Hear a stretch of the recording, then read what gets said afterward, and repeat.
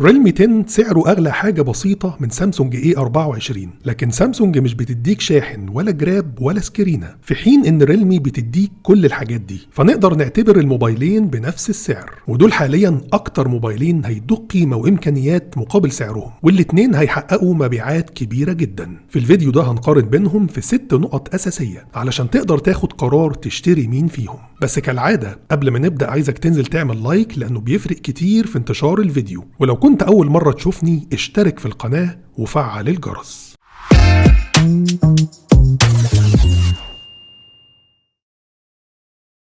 لو هتشتري أي موبايل فيهم أو هتشتري أي حاجة من موقع نون، استخدم أكواد الخصم بتاعتنا واللي هتديك خصم إضافي. لو بتشتري من نون مصر اكتب NN60، ولو بتشتري من نون السعودية أو الإمارات اكتب RAA6. هنبدأ بأول نقطة في المقارنة وهي تصميم كل موبايل فيهم، ودي من الاختلافات المهمة. بالنسبة للواجهة الأمامية فهي باختصار كده من عيوب سامسونج A24. أولا من حيث النوتش القديمة طبعا دي دروب نوتش، وثانيا الحواف كانت محتاجة تقل عن كده حاجة بسيطة، وده هتلاقيه موجود في واجهة ريلمي 10.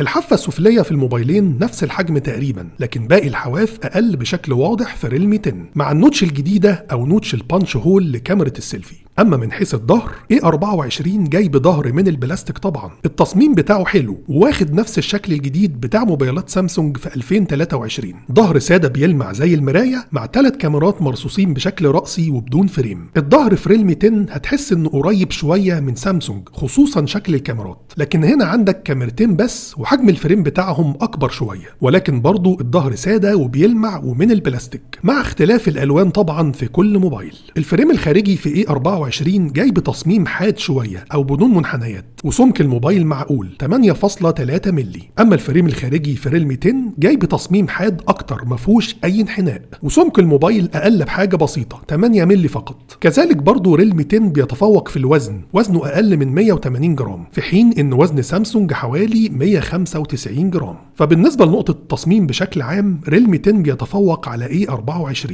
سواء من حيث الشكل علشان الواجهة الأمامية أو من حيث سمك الموبايل ووزنه. ندخل بقى على تاني نقطة معانا في المقارنة وهي الشاشة في كل موبايل. من حيث المواصفات الشاشتين جايين بأعلى مواصفات ممكن تاخدها بالسعر ده. نوعهم سوبر أموليد، دقتهم فول HD، وبيجوا بتردد 90 هرتز. شاشة سامسونج أكبر بفرق بسيط جدا، حجمها 6.5 بوصة، وشاشة ريلمي 6.4 بوصة. تجربة المشاهدة عليها هي الأفضل على الإطلاق في السعر ده من حيث التفاصيل وتشبع الألوان. ألوانها مظبوطة جدا، وسامسونج دايما بتعمل لنفسها أحلى شاشة، ولكن ممكن بعض الناس تفضل شاشة ريلمي 10 في تجربة المشاهدة، وده علشان حوافها أقل والنوتش بتاعتها أصغر ومش واخدة مساحة من الشاشة، وبرضو ألوانها مشبعة وقوية. فالاختيار هنا هيكون ليك. عايز شاشة سامسونج اللي هي رقم 1 في الألوان بس تاخد معاها حواف كبيرة شوية ونوتش قديمة ماشي. عايز شاشة ريلمي بألوان حلوة برضو مع حواف قليلة ونوتش صغيرة براحتك. بالنسبة للإضاءة فهي عالية في الشاشتين وبتوصل ل 1000 نتس، 40 أو 50% منها هتكفيك في معظم الظروف. التردد 90 هرتز واضح جدا فيهم وعمل فرق فعلا في سلاسة الانتقال ما بين المشاهد. والشاشتين بيدعموا وجود خاصية الأولويز أون ديسبلاي واللي بتعرفك معلومات عن الساعة والتاريخ والإشعارات اللي جاية لك. فبالنسبة لجزئية الشاشة ما نقدرش نقول إن في موبايل فيهم بيتفوق على التاني بشكل عام، لكن الاختلاف هنا هيبقى على حسب أنت بتفضل إيه.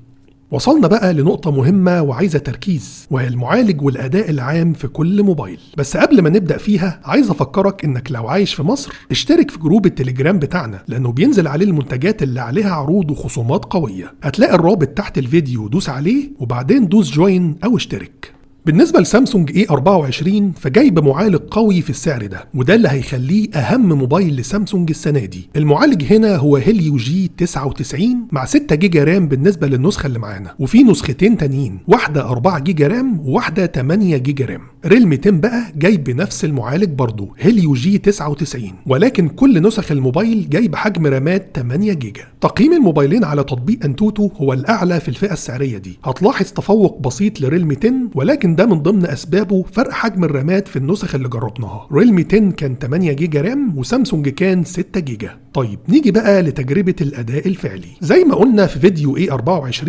الأداء اليومي على الموبايل والتصفح وفتح التطبيقات مريح وسريع، ولكن الأهم إنك واخد مع السرعة واجهة سامسونج بمميزاتها واستقرارها. واجهة سامسونج أكتر واجهة مستقرة وأقل واجهة من حيث الغلطات والباجز، لكن من ناحية تانية هتحس إن ريلمي أسرع بفرق بسيط في التصفح وفتح التطبيقات، رغم إن الموبايلين فيهم نفس المعالج. ولكن زي ما احنا عارفين واجهة ريلمي خفيفة أخف من واجهة سامسونج، مفيهاش انيميشنز ولا مميزات كتير، فبتحس ان الموبايل اسرع بفرق بسيط. انا مش بقول خالص ان سامسونج بطيء، الموبايلين هيعجبك ادائهم جدا في السعر ده، لكن احنا بنوضح الفرق لو حاطين الموبايلين جنب بعض. تاني حاجة في جزئية الاداء هي تجربة الالعاب. طبعا علشان الموبايلين فيهم نفس المعالج، وعلشان ده اصلا معالج العاب، هتلاقي اعدادات الجرافيك عالية. PUBG بتشتغل لحد الترا فريم ريت لو نزلت على جرافيك متوسط، وكول اوف ديوتي شغالة على الموبايلين لحد جرافيك متوسط وهاي فريم ريت. تجربة اللعب عموما عليهم سلسة جدا، ما فيهاش اي مشكلة، والسخونة اللي بتتكون في الظهر بسيطة جدا ومش بتأثر على الاداء. والظهر في الموبايلين من البلاستيك، وده بيساعد في تشتيت الحرارة بشكل كويس. لكن لو عايز رأيي الشخصي، انا كنت مبسوط اكتر وانا بلعب على ريلمي 10،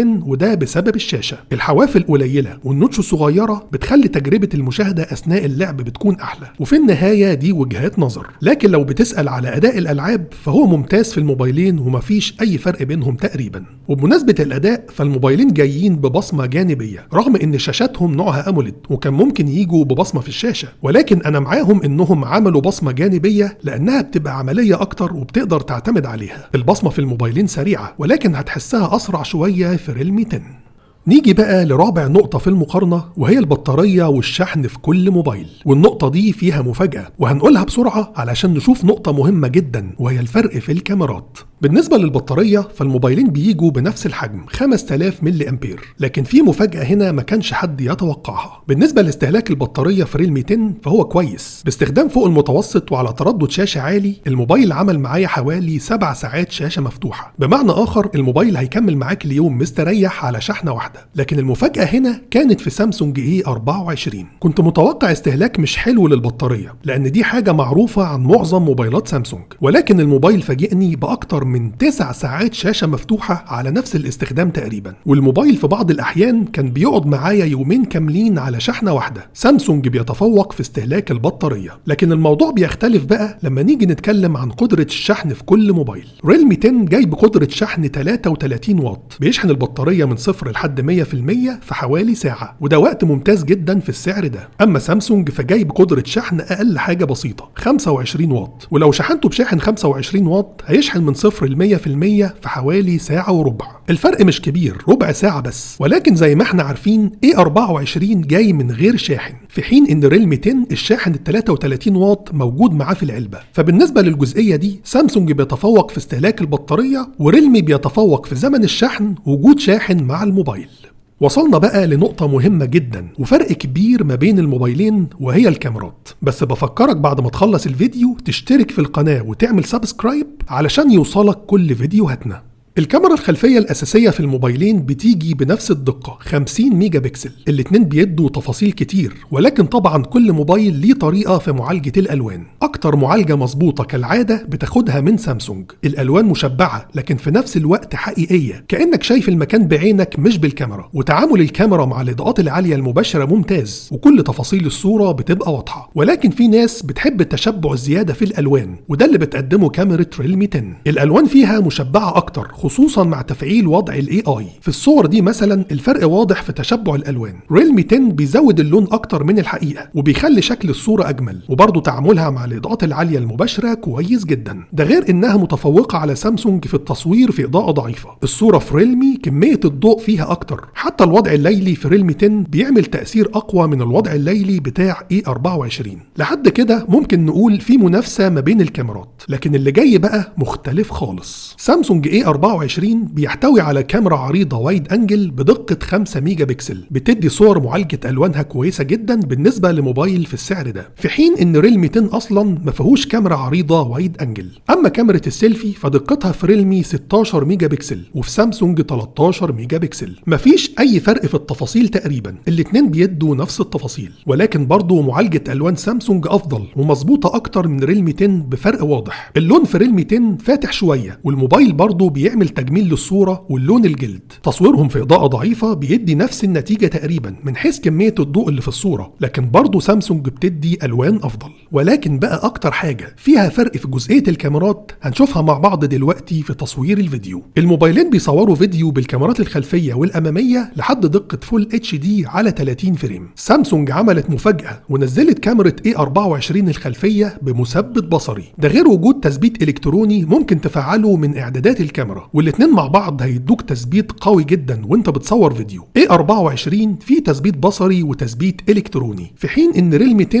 مفهوش لا تثبيت بصري ولا تثبيت الكتروني، ودي كانت من عيوب الموبايل اللي اتكلمنا عنها في فيديو المراجعة. بالتالي في جزئية الكاميرات بشكل عام بقى واضح جدا تفوق سامسونج A24 على ريلمي 10. وصلنا لآخر نقطة معانا في المقارنة، وهي التجربة الصوتية في كل موبايل. هنبدأ أولا بالسبيكر. الموبايلين بيجوا بسبيكرات مونو، يعني الصوت بيطلع من السماعة السفلية فقط، وده عادي في معظم موبايلات الفئة السعرية دي. سبيكر كل موبايل فيهم بيتفوق على التاني في حاجة. سامسونج عملت سبيكر بجودة صوت كويسة جدا في السعر ده، أحسن من الإصدارات القديمة A22 و A23، والصوت كمان عالي ومسموع بوضوح. سبيكر ريلمي مش بيديك نفس جودة الصوت بتاعة سامسونج، الصوت كويس لكن بيبقى حاد شوية. صوت سبيكر سامسونج مظبوط اكتر، لكن من ناحية تانية ريلمي عملت ميزة قوية، وهي انك تقدر تزود ارتفاع الصوت للضعف، يبقى 200%. الصوت بيبقى عالي فعلا، اعلى من سبيكر سامسونج، لكن طبعا لما بتعمل كده جودة الصوت بتقل اكتر. يبقى سبيكر سامسونج هيديك صوت انضف وبجودة احسن، وسبيكر ريلمي هيديك صوت اعلى من سبيكر سامسونج. اما تاني حاجة هي ان الموبايلين جايين بمخرج سماعة 3.5 مللي، والاتنين بيطلعوا صوت عالي وواضح، والفرق بينهم بسيط في الجزئية دي. عايزك بقى دلوقتي تعمل 3 حاجات مهمة جدا. اولا تشترك في القناة وتعمل سبسكرايب علشان توصلك كل فيديوهاتنا. تاني حاجة تستخدم اكواد الخصم بتاعتنا لو هتشتري اي حاجة من موقع نون. وتالت حاجة تشترك في جروب التليجرام، وهتلاقي الرابط بتاعه تحت الفيديو. مستني تعليقاتكم واسئلتكم في الكومنتات. اشوفكم ان شاء الله الفيديو الجاي. سلام عليكم.